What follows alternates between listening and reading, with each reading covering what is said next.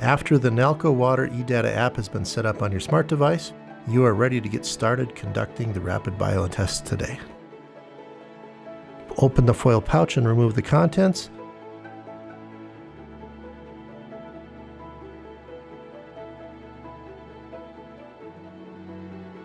Verify all test kit items are available, which includes volumetric pipette, 1 test vial, 1 test strip, 1 desiccant, 1 backdrop.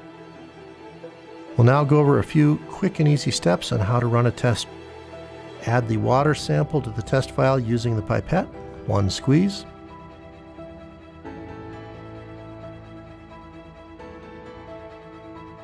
Lightly tap the vial and swirl to mix. Wait 5 minutes, then lightly tap the vial and swirl to mix again. Insert the test strip into the vial with the blue side pointing up.